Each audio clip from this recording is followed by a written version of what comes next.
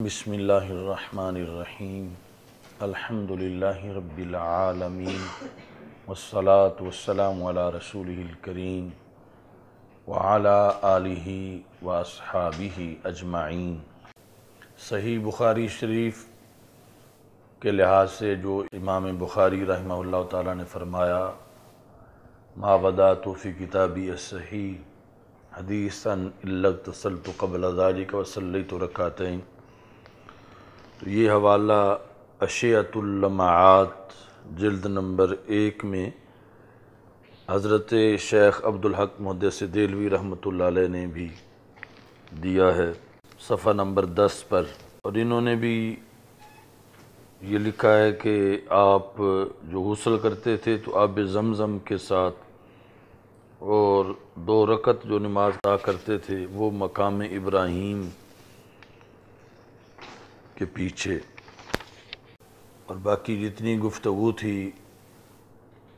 حل مشکلات کے لحاظ سے بخاری شریف کا پڑھا جانا وہ بھی انہوں نے صفحہ نمبر 11 پر کی ہے اشیعۃ اللمعات کے اندر۔ امام بخاری رحمہ اللہ تعالیٰ کا ادب حدیث کے لیے جو یہ انداز تھا، اسی طرح امام مالک رحمہ اللہ تعالیٰ کا بھی ان سے پہلے ایک انداز تھا۔ شفا شریف جو حضرت قاضی ایاز رحمۃ اللہ علیہ کی کتاب ہے، اس کے 404 صفحے پر یہ ذکر ہے۔ الباب الثالث فی تعظیم امر رسول اللہ صلی اللہ علیہ وسلم، اس کی فصل رابع ہے فی سیرت السلف فی تعظیم روایات حدیث رسول اللہ صلی اللہ علیہ وسلم، اور یہ جو میرے پاس چھاپا ہے بیروت کا دارالفکر کا، اس کا صفحہ نمبر 404 ہے۔ تو اپنی کتاب سے باب کے ذریعے اور فصل کے ذریعے آپ یہ تلاش کر سکتے ہیں۔ مطرف کہتے ہیں کانا اذا اتی الناس مالکا، کہ جب لوگ امام مالک رحمہ اللہ تعالیٰ کے پاس آتے تھے، یعنی آ کے دروازے پہ دستک دیتے تھے، خرجت الیہم الجاریہ، تو گھر میں جو خادمہ ہوتی تھیں وہ دروازے پر آتیں اور ان سے آ کے پوچھتیں کہ امام مالک پوچھ رہے ہیں تريدون الحدیث او المسائل، کہ تم حدیث پڑھنا چاہتے ہو یا فقہی مسائل۔ فَإِن قَالُوا الْمَسَائِلَ خَرَجَ إِلَيْهِمْ، اگر وہ دروازے پہ آنے والے یہ کہتے تھے کہ ہم مسائل پڑھنا چاہتے ہیں، یعنی فقہی مسائل سیکھنا چاہتے ہیں، تو امام مالک رحمہ اللہ تعالی باہر تشریف لے آتے اور ان کو فقہی مسائل کا درس دیتے۔ وَإِن قَالُوا الْحَدِيثَ، اگر وہ کہتے کہ ہم نے حدیث شریف پڑھنی ہے، داخل مغتسلہ، داخل مغتسلہ، تو امام مالک رحمۃ اللہ علیہ اپنے باتھ روم میں داخل ہوتے، واغتسل غسل کرتے، وتطیب خوشبو لگاتے، ولبس ثیابا جددا اور نئے کپڑے پہنتے، ولبس ساجہ اور اپنی خوبصورت چادر اوپر لیتے، ساج یعنی کمبل نما، وتعمم اور امامہ باندھتے، ووضع علی رأسہ رداءہ اور پھر امامہ کے اوپر اور چادر لیتے۔ پہلے ساج کا ذکر ہے اور پھر ردا کا ذکر ہے، یعنی کپڑے نئے علیحدہ ہیں، امامہ علیحدہ ہے۔ ساج یعنی ایک بڑی کھلی چادر، اور ردا یہ علیحدہ ہوگی، یعنی جو کچھ پتلی ہے جو امامہ کے اوپر لیتے۔ وَتُلْقَى لَهُ مِنَسَّةٌ، منصہ کہتے ہیں ممبر کو یا سٹیج کو، یعنی تخت کو جو مختص تھا حدیث پڑھانے کے لیے، وہ تخت بچھا دیا جاتا۔ فَيَخْرُجُ، تو امام مالک رحمۃ اللہ علیہ باہر تشریف لاتے، فَيَجْلِسُ عَلَيْهَا، تو اس منصہ پر، اس تخت پہ، یعنی جو آپ کی رہائش کے ساتھ جگہ بنی ہوئی تھی مدرسہ کی شکل کی، اس میں تخت پر بیٹھ جاتے۔ وَعَلَيْهِ الْخُشُوعُ، اور امام مالک رحمہ اللہ تعالیٰ پر خشوع غالب آ جاتا۔ وَلَا يَزَالُ يُبَخَّرُ بِالْعُودِ حَتَّى يَفْرُغَ من حدیث رسول اللہ صلی اللہ علیہ وسلم، اور جب تک درس حدیث جاری رہتا تو آپ کی محفل کے اندر عود کو سلگایا جاتا۔ آج کل کی عربی میں بھی بخور کہتے ہیں، یہ جو اگربتی ہوتی ہے خوشبو لگانے کے لیے، تو یبخر، یعنی سلگایا جاتا بالعود، عود جو نہایت قیمتی خوشبو ہے، یعنی اس کو سلگایا جاتا۔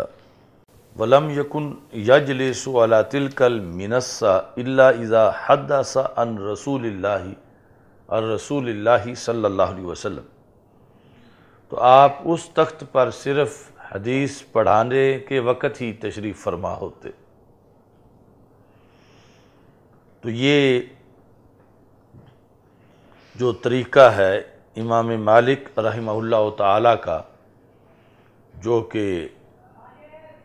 ائمہ اربعہ میں سے اتنے بڑے امام بھی ہیں اور پھر تابعی بھی ہیں، انہوں نے جو طریقہ اپنایا ہوا تھا، اس کے لحاظ سے بھی وہ ساری وہی بحث کی جا سکتی ہے جو امام بخاری رحمہ اللہ تعالیٰ نے غسل اور نفل پڑھنے کا طریقہ اپنایا ہوا تھا۔ مثلاً یعنی یہ پوچھا جائے کہ کیا قرآن مجید میں کہیں ایسی کوئی آیت ہے کہ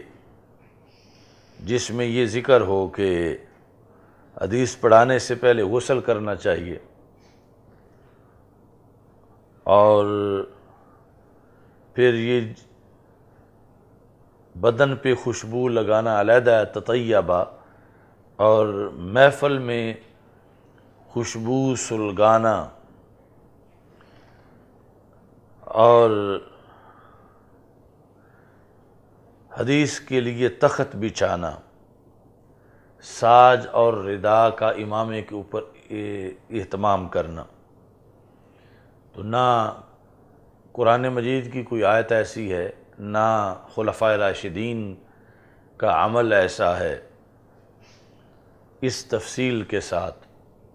اور نہ ہی دیگر صحابہ سے یہ ثابت ہے۔ تو یہ امام مالک رحمۃ اللہ علیہ کا اس پر دوام تھا، مواظبت تھی کہ ہمیشہ ایسا کرتے تھے۔ تو جو وہابیہ کی، دیوبندیہ کی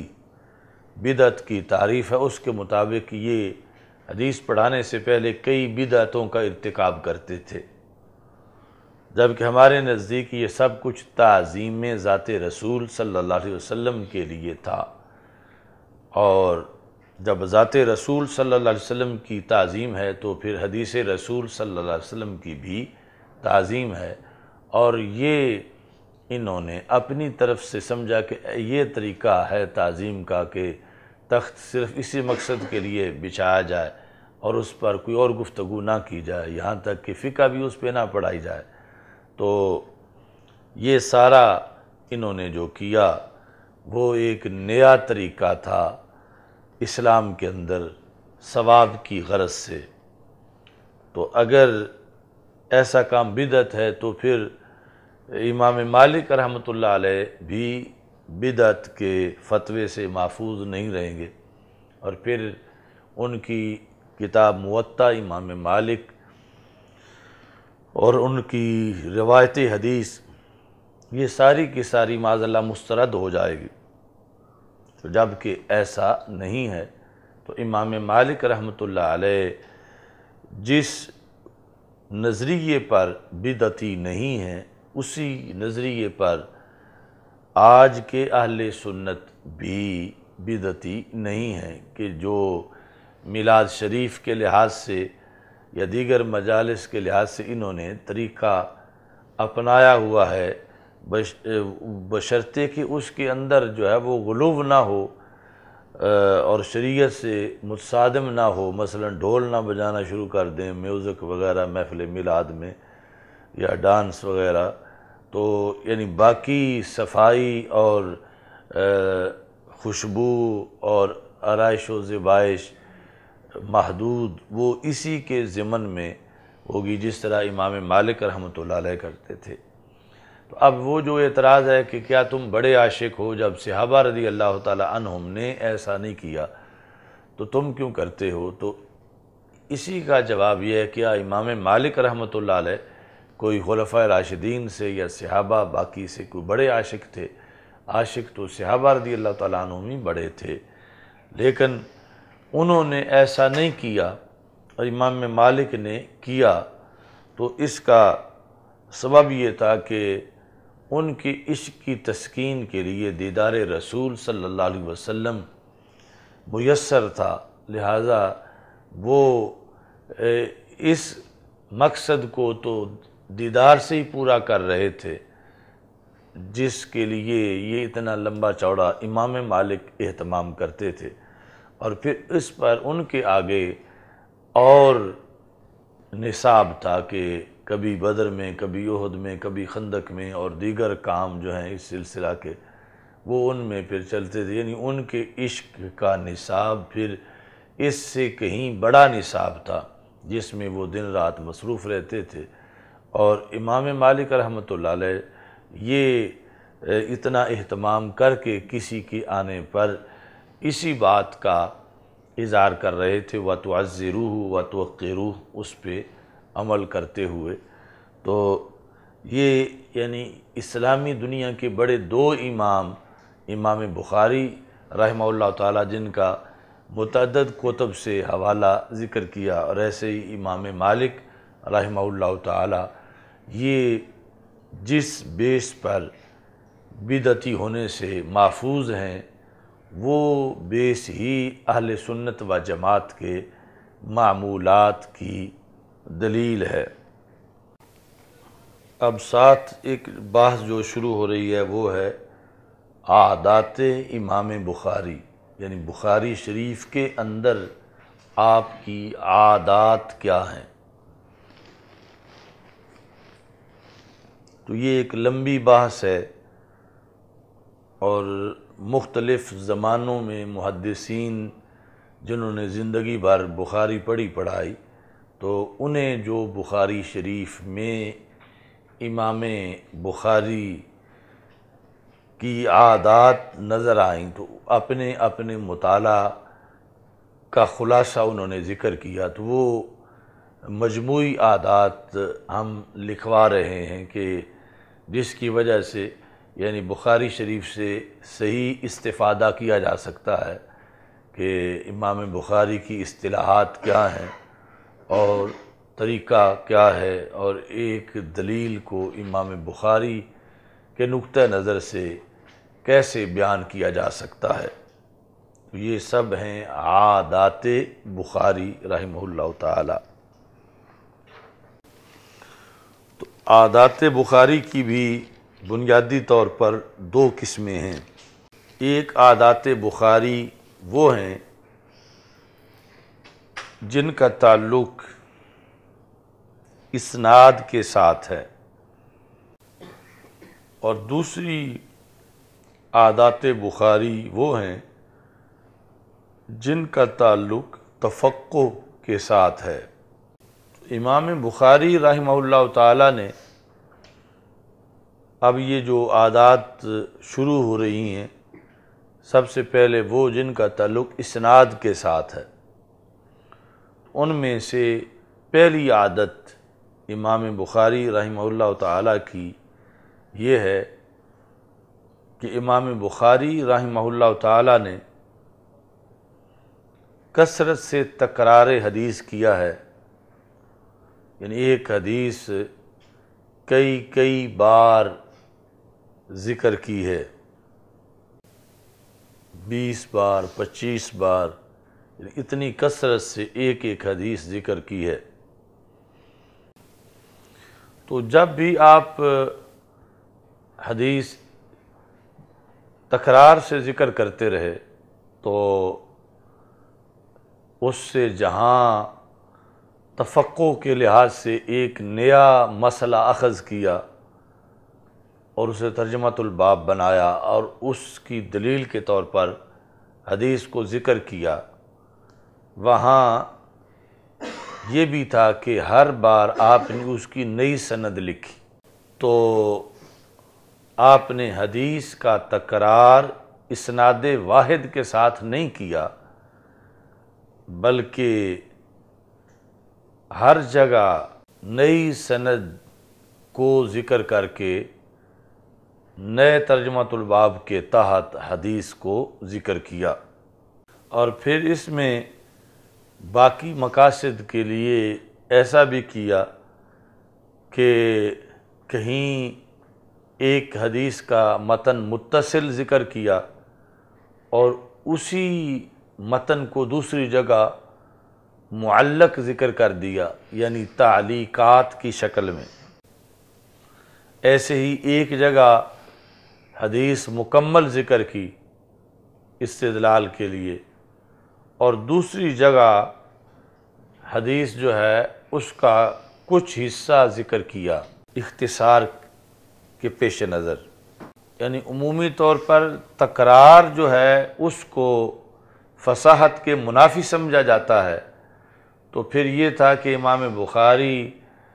ایک ہی حدیث کو بار بار کیوں لکھتے رہے، اس سے اچھا تھا اتنی اور حدیثیں لکھ دیتے۔ تو تکرار جو ہے وہ منافی ہے فصاحت کے، یا اس میں ہوگا کہ یہ تحصیل حاصل ہے، تو اس کا جواب یہ ہے کہ وہ تکرار مخل فصاحت ہے یا تحصیل حاصل ہے جہاں ایک ہی حدیث کو ایک ہی سند کے ساتھ بار بار ذکر کیا جاتا اور اس کا ترجمۃ الباب بھی ایک ہی ہوتا، تو پھر یہ تکرار تھا کہ 20 مرتبہ ایک ہی حدیث ذکر کی اور 20 مرتبہ بس ایک ہی مسئلہ اس سے ثابت کیا ہے اور وہی ترجمۃ الباب 20 بار لکھا۔ تو اب یہ ایک عیب تھا، تو امام بخاری رحمۃ اللہ علیہ کا جو تکرار ہے حدیث کا وہ ایسا نہیں ہے، بلکہ ہر بار نئی سند لکھی ہے اس کی، نئے استاد سے جو پڑھی تھی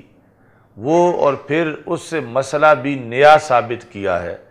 تو اس سے پتہ چلا کہ پھر وہاں ایک نیا فائدہ حاصل ہوا ہے پڑھنے والے کو۔ تو یہ تکرار تو ہے، مگر یہ وہ تکرار نہیں جو معیوب تکرار ہو اور فصاحت کے منافی تکرار ہو۔ لیکن اس سب کچھ کے ہوتے ہوئے پھر بھی کچھ نادر احادیث ایسی ہیں کہ جہاں تکرار ہے اور سند بھی ایک ہے، یعنی ترجمۃ الباب تو جدا ہیں مگر سندیں جدا نہیں، سند ایک ہی ہے۔ تو یہ تقریباً 22 حدیثیں ہیں، اور ظاہر ہے کہ پوری ہزاروں حدیثوں کے مقابلے میں 22 حدیثوں کے اندر تکرار میں ایک ہی سند کا ذکر کرنا یہ بہت نادر ہے، یعنی اصل وہ وصف غالب ہے کہ آپ نے بے فائدہ تکرار نہیں کیا، تو یہاں بھی اس لحاظ سے تو ویسے ہی بے فائدہ تکرار نہیں، کیونکہ ہر جگہ ترجمۃ الباب اور ہے، لیکن یہ ہے کہ ان احادیث کے اندر دو جگہ اگر حدیث کو ذکر کیا تو دونوں جگہ ایک ہی سند ہے، دو سندیں نہیں ہیں، باقی مطلقاً یعنی اتنا زیادہ مطالعہ اور اتنا زیادہ ذخیرہ تھا کہ 20 بار 25 بار 30 بار بھی حدیثیں ذکر کی، اور ہر جگہ پھر اس کی نئی سند بھی بیان کی اور نیا ترجمۃ الباب بھی بیان کیا۔ اب اس کی ایک مثال یہ جلد نمبر 1 جو صحیح بخاری ہے، یعنی جو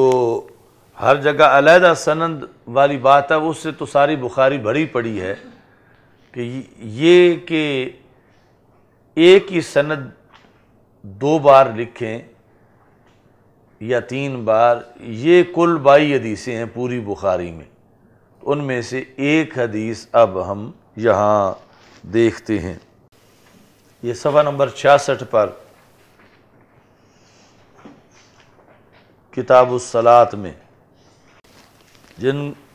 جو نمبر والی بخاری ہے بیروت کی چھپی ہوئی، اس کے لحاظ سے حدیث کا نمبر ہے 465،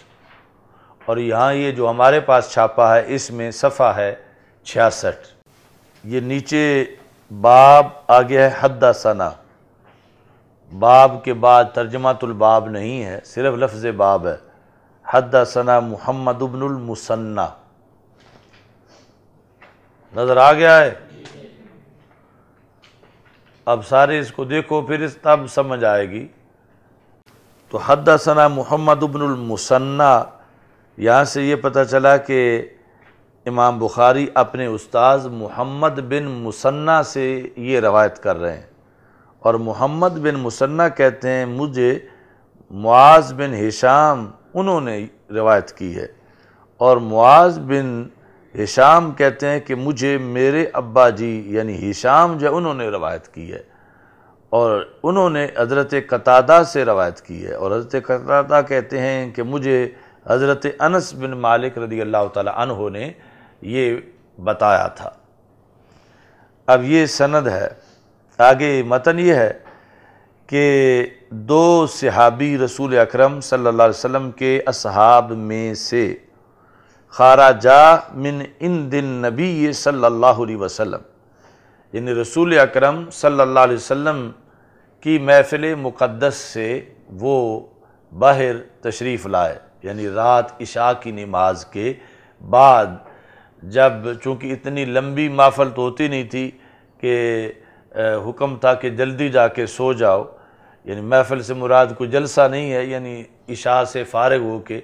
پھر صحابہ رسول پاک صلی اللہ علیہ وسلم سے کوئی مسئلہ پوچھنا ہوتا تو پوچھتے، ورنہ مل کے چلے جاتے۔ تو یعنی رات اندھیری رات تھی، 2 صحابہ رسول اکرم صلی اللہ علیہ وسلم کے پاس جو ہیں موجود تھے، اور آپ کے سے وہاں سے فارغ ہو کے نکلے۔ حضرت انس کہتے ہیں ایک ان میں سے عباد بن بشر تھے، اور میرا خیال ہے کہ دوسرے حضرت اسید بن حدیر رضی اللہ تعالی عنہ تھے، فی لیلۃ مظلمۃ، یعنی چاندنی رات نہیں تھی، اندھیری رات تھی۔ تو اس وقت گلیوں کے اندر روشنی کا تو کوئی کنسیپٹ نہیں تھا کہ جس طرح آج بجلی کے بلب شاہراہوں پہ جل رہے ہیں،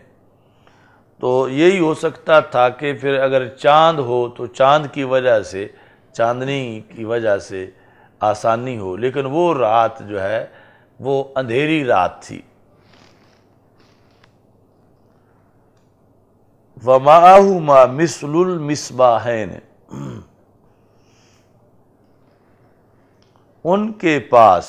ان دونوں کے پاس یوں تھا جس طرح کے 2 چراغ ہوتے ہیں، یُضِیئَانِ بَیْنَ أَیْدِیہِمَا، یعنی واقعی چراغ نہیں تھے کہ ہاتھوں میں چراغ پکڑ کے گلی میں چل رہے ہوں، یعنی وہ جیسے چل رہے تھے تو آگے آگے ان کے روشنی چل رہی تھی، یعنی یہ رسول اکرم صلی اللہ علیہ وسلم کا معجزہ تھا، وہ روشنی ان کے آگے آگے چل رہی تھی۔ یُضِیّان، وہ جو چراغ کی طرح چیز تھی وہ ان کے سامنے رستے کو روشن کر رہی تھیں۔ فلم افترقا، تو آگے وہ چوک آ گیا کہ جہاں سے ایک نے دائیں طرف جانا تھا دوسرے نے بائیں طرف جانا تھا، تو وہاں جب وہ جدا جدا ہوئے، سارا ما کل واحد منہما واحد، تو وہ روشنیاں بھی تقسیم ہو گئیں، یعنی ایک روشنی نے آگے آگے دائیں طرف چلنا شروع کر دیا اور دوسری روشنی دوسرے صحابی کے ساتھ بائیں طرف چلنا شروع کر دیا، یعنی وہ چراغ کی مثل جو دو چیزیں تھیں وہ بھی تقسیم ہو گئی۔ حتی اتا اہلہ، تو یہ اہتمام ان دونوں کے لیے اس وقت تک رہا جب تک کہ وہ اپنے گھر پہنچ گئے، یعنی یہ اس دن ظہور ہوا اس معجزے کا کہ جب وہ گھر پہنچے تو وہ روشنیاں غائب ہو گئیں، یا جو مصباح کی طرح کی چیز تھی وہ غائب ہو گئی۔ تو یہاں یہ سند اور ساتھ یہ حدیث جو ہے وہ ذکر ہے۔ تو امام بخاری رحمۃ اللہ علیہ نے دوسری بار بھی اس حدیث کو ذکر کیا اور دوسری بار بھی اسی سند سے ذکر کیا، لیکن ترجمۃ الباب جو ہے وہ علیحدہ ہے، یعنی یہاں تو کتاب الصلاۃ ہے اور اس میں باب کے بعد جگہ خالی چھوڑی ہے کہ یہ پہلے کے لحاظ سے ایک فصل ہے یا پھر اپنی طرف سے باب معین کیا جائے، تو دوسری جگہ اس سے ایک علیحدہ مسئلہ جو ہے وہ اخذ کیا ہے، اور سند جو ہے یہی ہے، یعنی یہ جو ہم نے کہا کہ تقریباً 22 احادیث ایسی ہیں کہ جن میں تکرار تو ہے مگر سند علیحدہ نہیں ہے، اگرچہ ترجمۃ الباب علیحدہ ہے۔ اب اس میں یہ جو دوبارہ ذکر کیا امام بخاری رحمۃ اللہ علیہ نے، تو صفحہ نمبر 514 پر 514 کی پہلی لائن جو ہے، اچھا جی، تو ویسے جو نمبر والی بخاری ہے اس میں 3639 نمبر ہے۔ پہلی حدیث ذکر کی ہے کتاب الصلاۃ میں، اور یہ ہے کتاب المناقب، اور یہ جو صرف باب ذکر ہو تو اس کی تشریح ویسے آئے گی، لیکن یہاں ضمناً یہ ہے کہ اس میں ایک مطلب یہ ہوتا ہے کہ یہ ما قبل والے باب کا ہی حصہ ہے، اور لفظ باب یوں ہے جیسے فصل کا ذکر ہوتا ہے کہ باب کے اندر کئی فصلیں ہوتی ہیں، تو اس بنیاد پر جو پہلا باب ہے وہ تفصیلی ہے، اس لفظ سے پہلے ایک فصل ہے، یہ دوسری فصل ہے، تو یہاں پر پہلے جو ذکر ہو رہی ہیں وہ علامات نبوت ہیں، علامات نبوت، یعنی وہاں یہ تھا کہ رسول اللہ صلی اللہ علیہ وسلم کی مسجد کے نمازیوں کا یہ اہتمام ہوا کہ انہوں نے گھر جانا ہے تو اللہ نے ان کے لیے روشنی کا اہتمام کیا، اور یہاں رسول اکرم صلی اللہ علیہ وسلم نبی ہیں، اور آپ کی نبوت کی یہ علامتیں ہیں کہ آپ کے پاس سے اٹھ کے جانے والوں کے لیے اس انداز میں نور کا اہتمام کیا گیا، یعنی ترجمۃ الباب جدا جدا کتابوں کے لحاظ سے ہے، یعنی کتاب یہ یہاں جو ذکر ہے کتاب المناقب، وہاں ہے کتاب الصلاۃ، اور پھر یہاں ما قبل جو ہے وہ ہے علامات نبوت کا ذکر آ رہا ہے، تو یہ اسی کی ایک فصل ہے علامات نبوت کے لحاظ سے۔ اور اس جگہ جو ہے وہ باب ادخال البعیر فی المسجد للعلت، وہ پہلے باب ہے، اور آگے اسی کی ایک فصل کے طور پر اس کا ذکر ہے۔ اب دونوں جگہ دیکھو کہ سند ایک ہے، پہلے حدثنا محمد بن المثنى، تو دوسری میں بھی حدثنا محمد بن المثنى، پہلے میں دوسرے راوی جو ہیں وہ ہیں معاذ، تو اس میں بھی دوسرے ہیں معاذ، پہلی میں بھی تیسرے راوی حضرت معاذ کے ابا جی ہیں، معاذ بن ہشام، اور دوسری میں بھی کہتے حدثنی ابی، اور اس کے بعد پہلی میں بھی حضرت انس بن مالک جو ہیں حضرت قتادہ سے روایت کرتے ہیں، دوسری میں بھی حضرت قتادہ انس بن مالک سے روایت کرتے ہیں، اور ہشام جو ہیں وہ حضرت قتادہ سے روایت کرتے ہیں۔ تو ہو بہو جو ہے وہ وہی سند ذکر کی جو پہلے کتاب الصلاۃ کے اندر سند موجود ہے۔ تو اس سے ہمارا دعویٰ ثابت ہوا کہ اگرچہ امام بخاری نے بڑا ہی اہتمام کیا کہ تکرار جو ہے اس کی صورت میں ہر بار نئی سند سے حدیث کو ذکر کیا جائے، تو اس بنیاد پر ایک حدیث کی 20 سندیں 25 سندیں جدا جدا ابواب میں جہاں ذکر کیا تو اس کو ذکر کیا، اور ساتھ ہی ترجمۃ الباب جو ہے وہ علیحدہ ذکر کیا۔ لیکن اس کے باوجود 22 حدیثیں ایسی ہیں کہ جہاں تکرار کی صورت میں نئی سند کا ذکر نہیں کیا، اگرچہ کتاب نئی تھی اور بحث وہاں پہ نئی تھی۔ تو یہ اس لیے ضروری ہے کہ آپ اگر مطلقاً یہ چیز بیان کریں کہ امام بخاری جو ہیں انہوں نے بخاری میں جب بھی کوئی حدیث ذکر کی ہے تکرار سے تو نئی سند سے کی ہے، تو کوئی اعتراض کر سکتا ہے کہ تم کہتے ہو جب بھی، تو ہم تو تجھے دکھا سکتے ہیں کہ ذکر ہے مگر تکرار ذکر ہے مگر سند دوسری نہیں ہے۔ تو اس بنیاد پر یہ ہم پہلے ہی مستثنیٰ کر رہے ہیں 22 حدیثیں، اور ان کی وجہ سے کوئی اعتراض نہ کرے، اور باقی یعنی جو ہم نے عادت امام بخاری رحمۃ اللہ علیہ کی بیان کی وہ یقیناً پائی گئی ہے، اور اس میں بھی بہت محنت ہے، اور اس عادت کو نبھانا بھی کوئی چھوٹی سی بات نہیں ہے،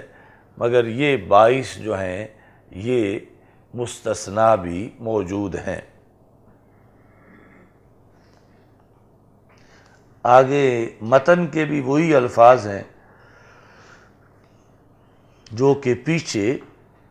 ذکر ہوئے تھے۔ اب جو ہے اس کے بعد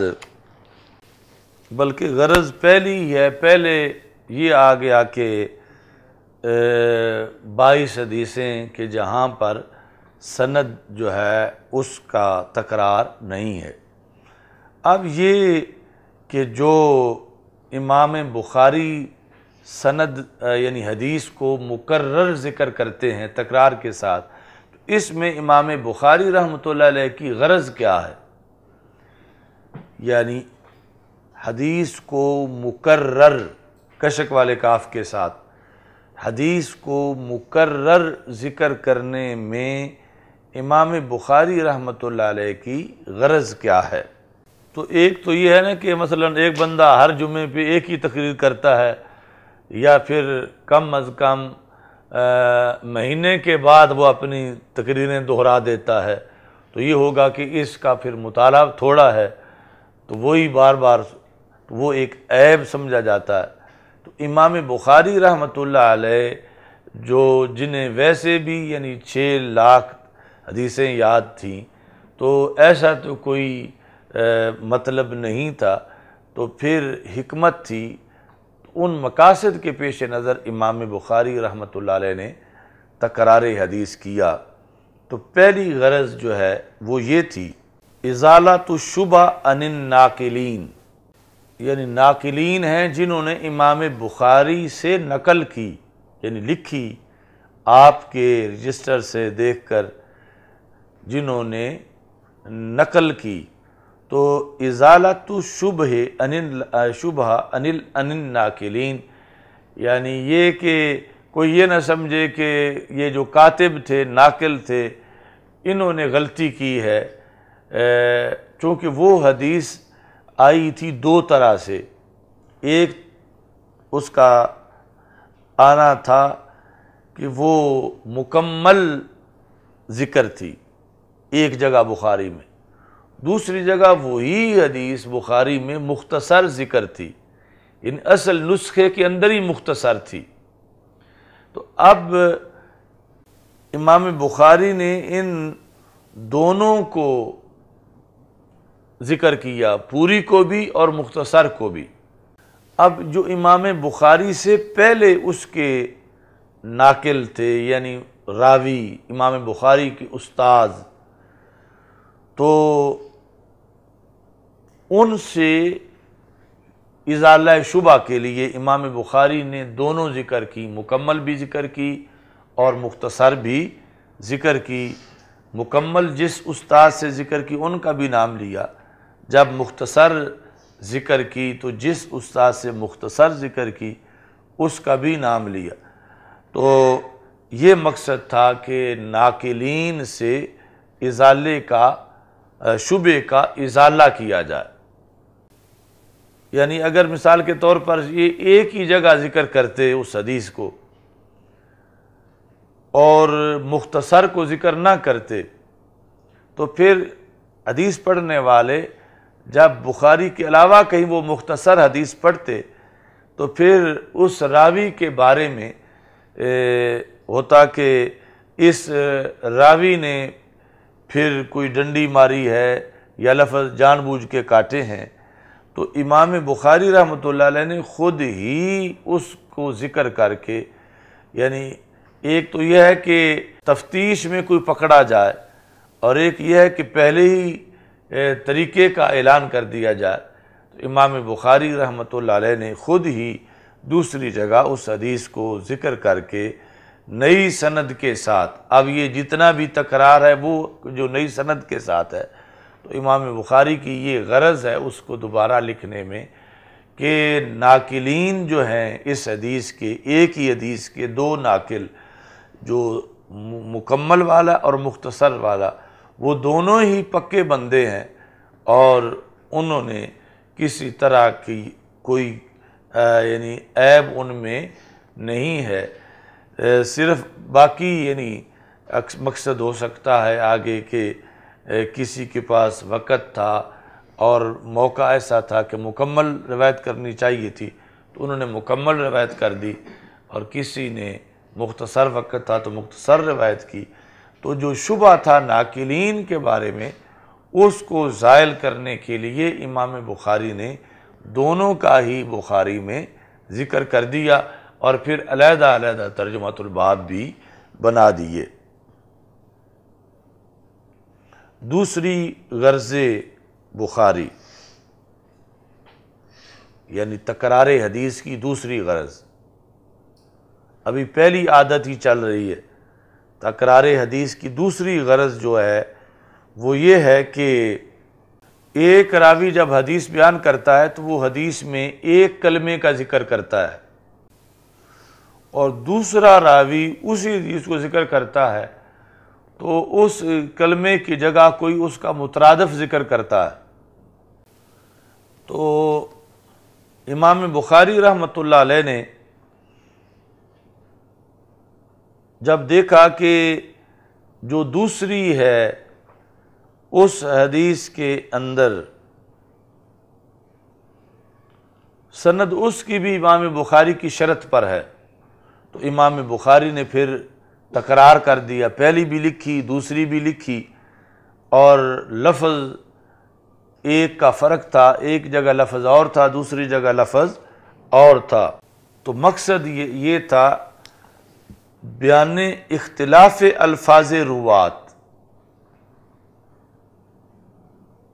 بیان اختلاف الفاظ روات، راویوں کے الفاظ کا اختلاف بیان کرنا، یہ اس حدیث کو دوبارہ ذکر کرنے کا مقصد تھا، اور آگے ساتھ ترجمۃ الباب بھی اس کا جدا بنا دیا۔ تیسری غرض امرین متعارضین میں سے کسی ایک کو ترجیح دینا، یعنی دو متعارض امر ہیں ان میں سے ایک کو دوسرے پر ترجیح دینا۔ مثال کے طور پر ایک حدیث کو کچھ راویوں نے متصل بیان کیا ہے اور اسی حدیث کو کچھ نے مرسل بیان کیا ہے، یعنی مرسل روایت کیا ہے۔ ایسے ہی یعنی ایک حدیث کو کسی نے موقوف بیان کیا ہے کہ صحابی تک بات پہنچی، آگے یہ نہیں ہے کہ صحابی کہتے ہیں کہ رسول اللہ صلی اللہ علیہ وسلم نے فرمایا، بلکہ آگے یوں ہے کہ یہ قول صحابی ہے، اور اسی حدیث کو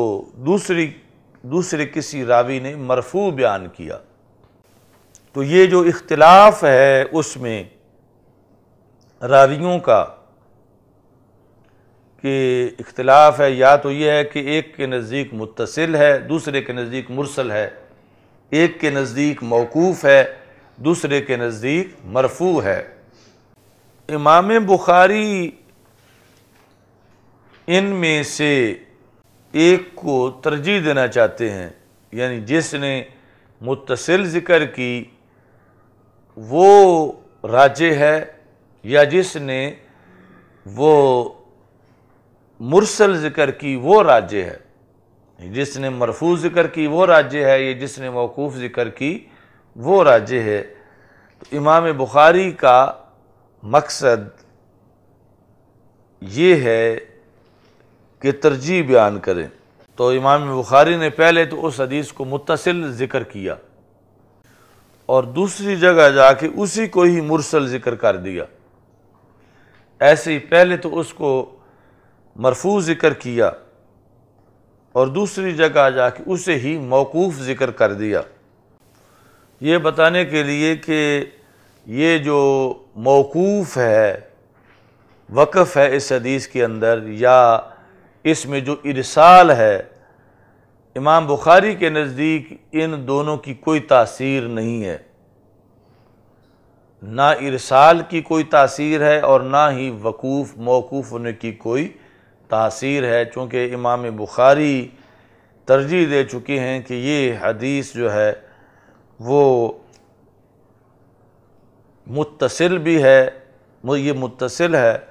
اور دوسری حدیث جو ہے وہ مرفوع ہے، موقوف نہیں ہے۔ چوتھی غرض یہ ہے دفع توہم الزیادۃ فی الاسناد، اسناد میں اضافے کا جو وہم ہے اسے دور کرنا۔ تو اس کی صورت یہ ہے کہ مثلاً یعنی ایک حدیث جب امام بخاری، یعنی ایک حدیث کی اپنی جگہ امام بخاری اور رسول اکرم صلی اللہ علیہ وسلم کی ذات تک مثال کے طور پر درمیان میں 5 راوی ہیں، اور وہی حدیث کوئی جو اور شیخ روایت کرتے ہیں تو وہاں 6 راوی ہیں درمیان میں، تو اب بظاہر یہ شبہ پڑے گا کہ پھر یا تو جس نے 5 ذکر کیے ہیں اس سے کوئی غلطی ہو گئی ہے، اس سے کوئی راوی یاد نہیں رہا، یا جس نے 6 ذکر کیے ہیں اس سے کوئی غلطی ہو گئی ہے کہ اس نے کوئی اضافہ کر دیا۔ تو اب یہ ایک کیس ہے کہ جس کے بارے میں فیصلے کی ضرورت ہے کہ کیا غلطی ہوئی ہے یا غلطی نہیں ہوئی، اگر ہوئی ہے تو کس نے کی ہے۔ تو امام بخاری رحمۃ اللہ علیہ نے صرف اس مقصد کے لیے ہی تکرار کیا کہ یہ بتائیں کہ یہاں دونوں میں ہی کوئی غلطی نہیں ہے، بلکہ ایک اور سبب ہے جس کی وجہ سے ایک جگہ 6 راوی ہیں اور دوسری جگہ 5 راوی ہیں، یعنی یہاں پر جو ہے وہ وہم جو پڑ رہا تھا کہ اسناد میں زیادہ اضافہ ہو گیا ہے، اس وہم کو دور کرنا، یہ مقصد ہے امام بخاری کا دوبارہ اس حدیث کو ذکر کر کے، اور پھر ترجمۃ الباب بھی اس کا علیحدہ ہوگا۔ اچھا جی، اس میں یہ ہے کہ ایک بندے نے، ایک راوی نے اپنے شیخ سے حدیث کو سنا، یعنی مثال کے طور پر میں روایت کرتا ہوں علامہ عطا محمد بندیالوی رحمۃ اللہ علیہ سے، تو مجھ سے جس نے سنی اس کی اپنی ملاقات بھی بندیالوی صاحب رحمۃ اللہ علیہ سے ہو گئی۔ اب وہ جب سند بیان ہوگی تو جب میرے ذریعے سے روایت کرے گا تو پھر راوی زیادہ ہوں گے، جب وہ ڈائریکٹ ذکر کرے گا بندیالوی صاحب رحمۃ اللہ علیہ کا تو پھر راوی تھوڑے ہوں گے۔ تو یہ دونوں باتیں ہی صحیح ہیں، یعنی اس میں ایسا نہیں ہے کہ وہ بھول گیا ہے یا اس نے جان بوجھ کے کوئی اضافہ کر دیا ہے، یعنی دونوں باتیں نفس الامر میں پائی گئی ہیں۔ تو امام بخاری دونوں سندوں کو ذکر کر کے یعنی یہ جو وام تھا اضافے کا، اس وام کو زائل کرنا چاہتے ہیں کہ یہ میرے علم میں ہے کہ ایسا ہوا ہے، لہٰذا یہاں کوئی خطرے والی بات نہیں ہے کہ وام کیا جائے کہ پھر ایک میں تو ضرور کوئی گڑبڑ ہے، چونکہ ایک جگہ جو ہے وہ 6 راوی آ رہے ہیں، دوسری جگہ 5 راوی آ رہے ہیں۔ تو یہ باقاعدہ ریکارڈ پر لا کر دونوں سندوں کو امام بخاری رحمۃ اللہ علیہ نے یہ وام اضافے والا دور کر دیا۔ 5ویں غرض وہ ہے تصریح السماع۔ تصریح یعنی ایک ہوتا ہے مبہم بات ہے، دوسرا ہے کہ بات کی تصریح کر دی گئی، صراحتاً ذکر کر دی۔ تو سماع کی تصریح، تو سماع یہاں پر قوالی کے معنی میں نہیں ہے کہ سماع حال، تو مطلب یہ ہے کہ ایک ہوتا ہے ان سے روایت کرنا، ایک ہوتا ہے سن کے روایت کرنا۔ تو یہ مقصد ہے کہ راوی نے سن کے یہ حدیث آگے روایت کی ہے، تو مقصد ہے دوبارہ ذکر کرنے کا تکرار کے اندر اس حدیث کو کہ ایک سند میں سماع کی صراحت نہیں ہے، دوسری سند میں سماع کی صراحت ہے۔ تو امام بخاری کا مقصد دوسری سند سے اس کو ذکر کرنے کا یہ ہے کہ سماع کی صراحت ہو جائے، اس لیے سند کا بھی تکرار کیا اور آگے ترجمۃ الباب بھی کوئی علیحدہ مسئلہ ثابت کر کے اس کا ذکر کیا۔ اب ایک محدث جو ہے اس نے ایک حدیث ذکر کی معنعن، یعنی اس میں سمعتوں کا ذکر نہیں ہے، ان سے سارے راوی ذکر ہیں۔ تو امام بخاری نے پہلے تو معنعن ذکر کی مثال کے طور پر، پھر وہی حدیث جو ہے اس میں ایک دوسری سند ہے جس میں صراحت ہے سماع کی، یعنی پہلی ہے وہ ہے ان زید ان خالد ان عمر ان بکر، تو دوسری کے اندر یہ ہے کہ قال زید سمعت خالدا، اس کے اندر سماع کی صراحت موجود ہے۔ تو امام بخاری رحمۃ اللہ علیہ نے پہلے معنن ذکر کی، پھر یہ صراحت والی ذکر کی۔ تو مقصد یہ تھا کہ یہ صراحت کا جب سماع کا واضح ذکر آ جائے تو دنیا کو پتہ چل جائے کہ میں نے جو معنن ذکر کی تھی تو شرط کے مطابق ذکر کی تھی کہ جس میں معنعن اور معنعن عنہ کی ملاقات میرے نزدیک شرط ہے، تو وہ شرط دیکھو یہ ثابت ہے کہ سمیت و موجود ہے، کہ سمیت و دو راویوں میں تب ہی پایا جا سکتا ہے جب ملاقات ہو، ورنہ تو وہاں پر اس زمانے میں کوئی فون پر تو سمیت ہو نہیں سکتا تھا۔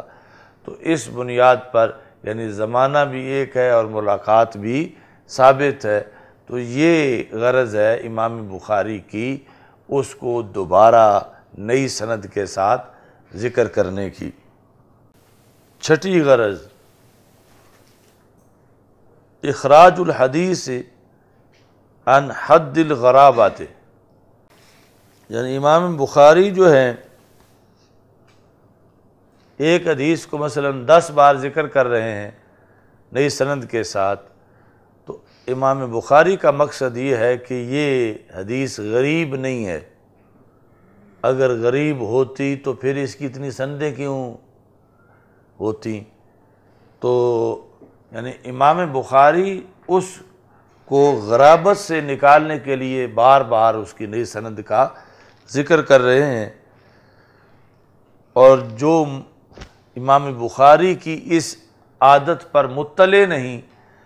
وہ سمجھتا ہے کہ امام بخاری تکرار کر رہے ہیں۔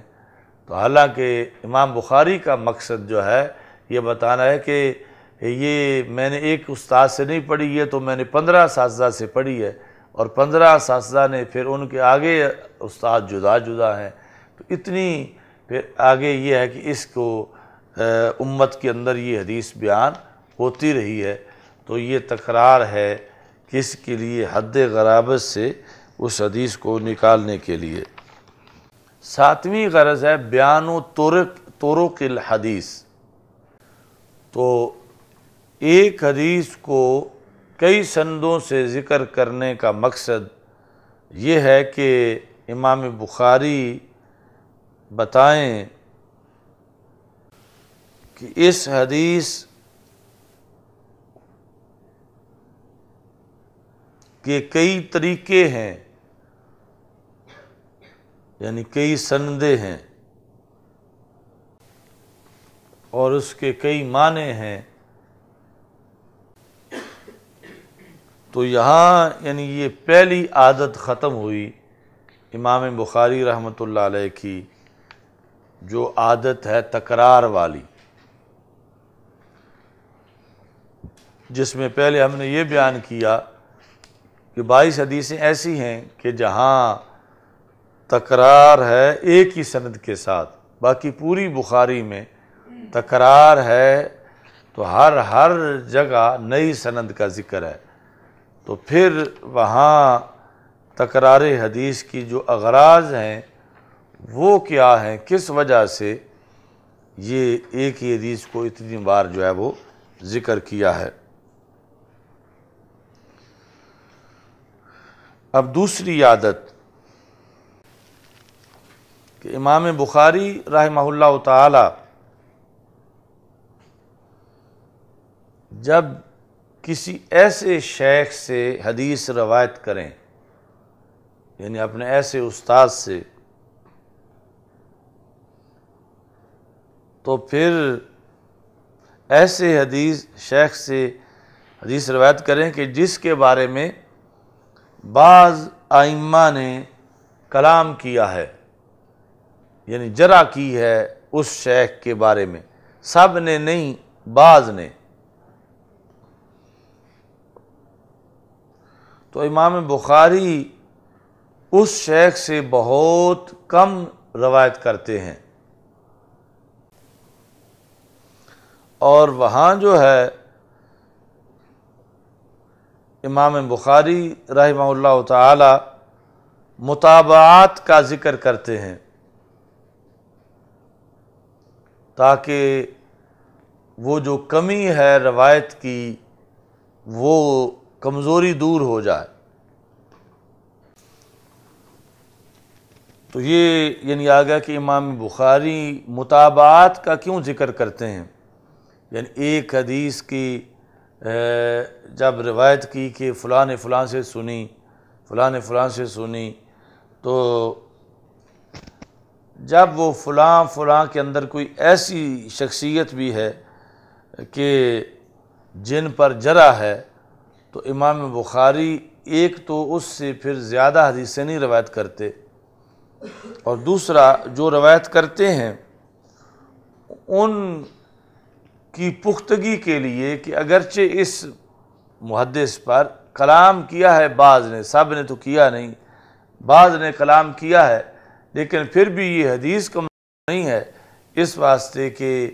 یہ جو ذکر کرنے والا ہے اس کی متابعت اوروں کی طرف سے پائی گئی ہے کہ اور اسی استاذ کے جو شاگرد ہیں انہوں نے اپنی سند کے اندر ہو یہی الفاظ ذکر کیے ہیں جو اس شخص نے ذکر کیے ہیں۔ تو اس طرح امام بخاری رحمۃ اللہ علیہ متابعات کے ذریعے پھر اپنی اس سند کو تقویت پہنچاتے ہیں۔ چلو الحمدللہ رب العالمین والعاقبۃ للمتقین والصلاۃ والسلام علی رسول الکریم۔ استغفر اللہ لا الہ الا اللہ وحدہ لا شریک لہ الملک وله الحمد وهو على كل شيء قدیر اللهم انا نعوذ بك من تحول عافیت صلی اللہ تعالی